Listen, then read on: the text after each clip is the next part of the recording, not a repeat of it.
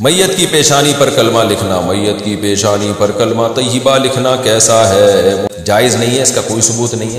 میت کے جو احکام قرآن و سنت سے ثابت ہیں ہمیں ان کو فوکس کرنے کا حکم ہے، ان میں ایڈیشن نہیں کر سکتے آپ۔ تو اس لیے میت کو بس غسل دیا جائے، کفن دیا جائے اور جنازہ پڑھ کے اس کو دفن کر دیا جائے اور قبر پہ کھڑے ہو کر اس کے لیے دعائے مغفرت کی جائے اور واپس آ جائے، اور جو پھر زندگی پڑی آپ کے لیے آپ کے پاس اس کے لیے سال ثواب کے لیے دعاؤں کے لیے۔ کیا خودکشی کی موت مقدر ہے؟ کیا یہ بات صحیح ہے کہ خودکشی کی موت بھی مقدر کی موت ہے؟ یہ بالکل صحیح ہے، ہر چیز مقدر میں ہے۔ اللہ کو پتہ ہوتا ہے یہ نالائق آدمی غموں کو برداشت نہیں کرے گا اور میرے حکم کو توڑے گا اور پھر اپنے آپ کو گولی سے مارے گا یا جلا کے مارے گا اور پھر جہنم میں جائے گا۔ تو اللہ کو یہ بات پہلے سے علم ہے تو اسی کے حساب سے ہوتا ہے۔ تو اس کا یہ مطلب نہیں ہے کہ اللہ انسان کو مجبور کرتے ہیں کہ تو خودکشی کرے گا، اللہ مجبور نہیں کرتے، لیکن اللہ کو پتہ ہوتا ہے۔ تو خودکشی کرنے والے کو نہیں پتہ ہوتا کہ میں کس طرح مروں گا، وہ اپنے اختیار سے اپنے آپ کو گولی مار کے ہلاک کر رہا ہوتا ہے یا کسی اور طریقے سے۔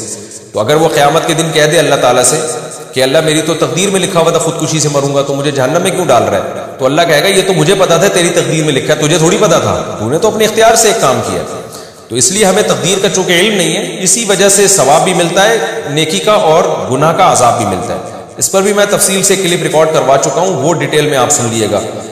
اس طرح لکھے نا، جب ہم تقدیر میں جب ہر چیز پہلے سے لکھی ہوئی ہے تو ہمیں گناہ کیوں ملتا ہے، اس طرح کوئی لفظ سرچ کریں گے میرے نام کے ساتھ تو وہ آ جائے گا، وہ ذرا مدلل کلپ ہے۔ والد کی قبر پر سلام کہنا، قبرستان میں اپنے والد کی قبر پر سلام کرنا کیسا ہے؟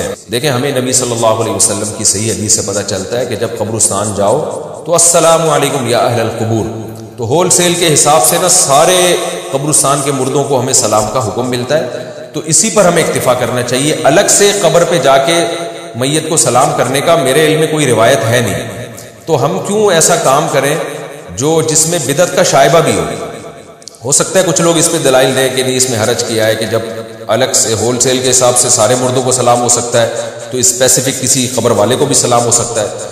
دیکھیں اسپیسیفک سلام نبی صلی اللہ علیہ وسلم کے لیے تو ثابت ہے، اور اسی طرح حضرت ابو بکر عمر جو آپ صلی اللہ علیہ وسلم کے پہلو میں ان سے اجماع سے ثابت ہے کہ ان کو بھی سلام کیا جائے گا۔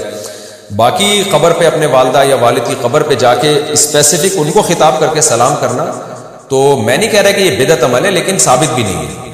تو اس لیے بہتر یہی ہے کہ اس بارے میں نا جتنا حدیث میں ہے بس اسی پر اکتفا کیا جائے، یہ طریقہ اسلم ہے، یہ محفوظ طریقہ ہے۔ تو آپ جب قبرستان جائیں تو سب کی نیت کر کے سب کو السلام علیکم یا اہل القبور کہہ دیا کریں، بس اتنا کافی ہے۔